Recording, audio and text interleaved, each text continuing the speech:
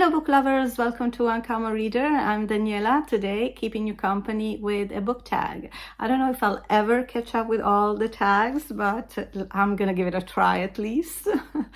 So today I'm doing the Bookish Elements tag created by Sarah at My Granny Era, and I was tagged by Emily Clarice Pessoa. Thank you, Emily. Let's dive into the questions. Number one, how do you feel about foreshadowing or dropped hints?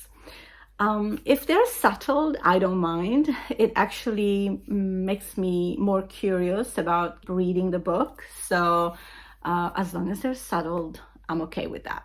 Question number two, bookmarks. What do you use? How do you feel about bending the corner down?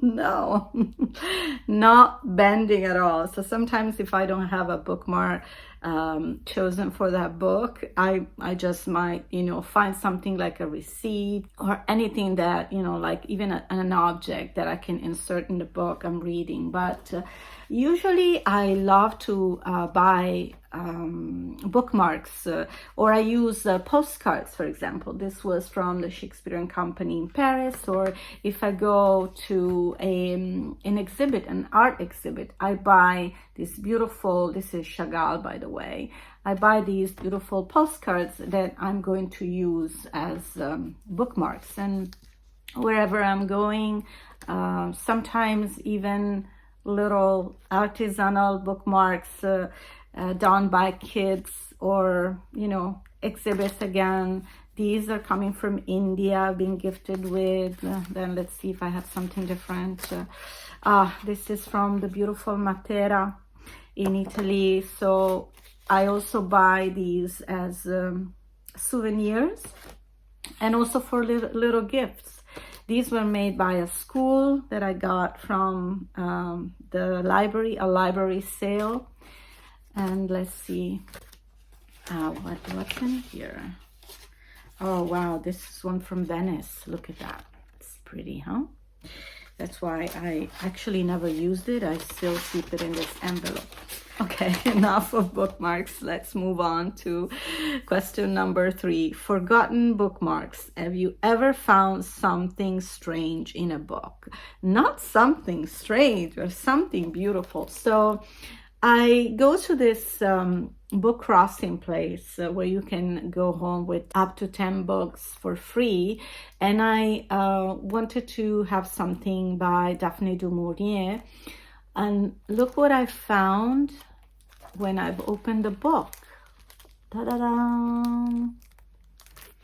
Wow, can you believe this? I'm going to keep it in this book, but it's a sign of, I'm sorry, I don't want to break it. And I did break it. You guys, I messed it up. I broke the 4-leaf clover I found in the book.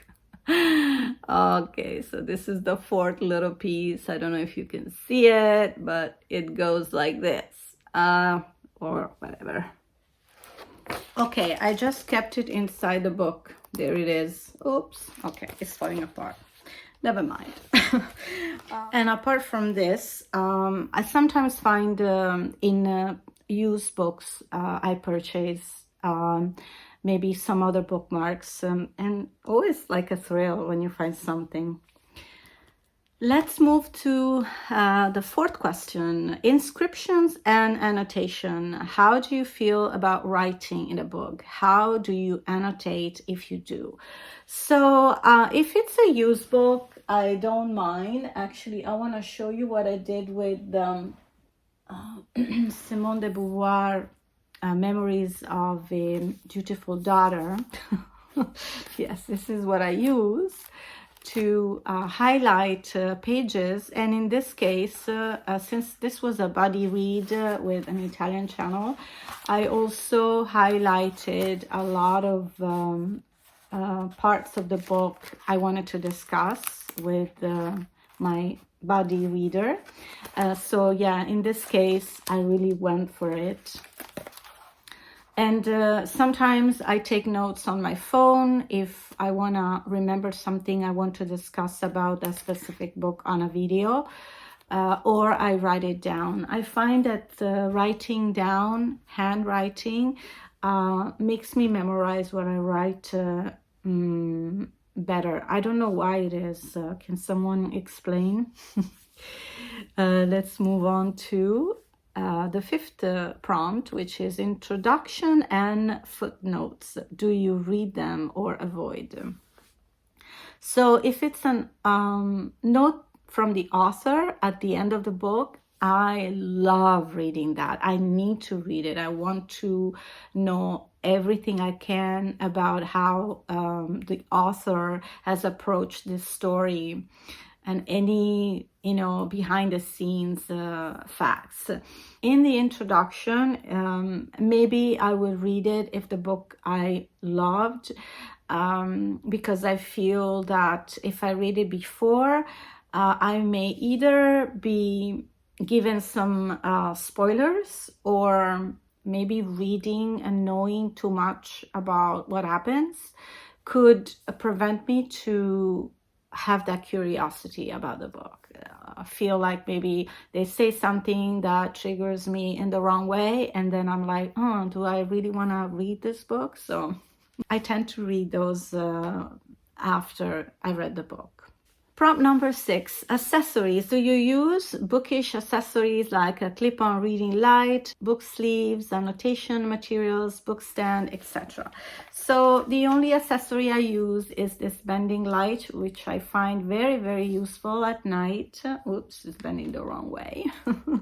And here it is on the book I'm currently reading. And look at this bookmark from Greece. This was a gift. I love it. So it kind of matches the blue of the cover. This is a mystery by one of my favorite authors in the mystery genre in Italy, Antonio Manzini. And from this series, they also made a TV series that's very popular here. So I'm really enjoying it. Prompt number 7, art and illustrations. How do cover art and illustrations affect your reading experience? I don't think it affects it, or maybe it can make it a bit more pleasant when you have artwork in between the pages. I think that's what the question is about. I hope I understand it correctly.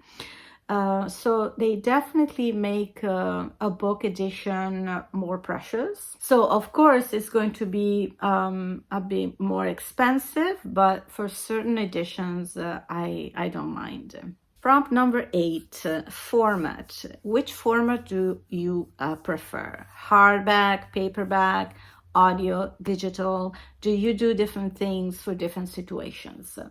So I think the most convenient, if you have to purchase it, is paperback for sure. Hardbacks are very nice, but they're definitely more expensive. I don't use ebook at all. I just cannot deal with that. It feels like I'm not even reading. I listen to audiobooks. In fact, there's another book tag that I've been tagged on, the audiobook tag that I'm going to do pretty soon. Audiobooks are maybe a little more sporadic for me, but I did listen recently to The Adventures of Tom Sawyer, which I'm going to talk to you soon when I'm going to do a wrap-up of my remaining February reads I haven't talked to you about. So for certain things, maybe classic books, I prefer audiobook, just because I expect there are more descriptions, and they're a little more lengthy, and I fear that I might be not as patient as I would read the book. And with audiobooks, sometimes they are narrated so nicely that even if they dwell in descriptions, you feel more involved in the story just because of maybe whoever is narrating the story. So the last prompt is to tag others, and I will do so in the info box.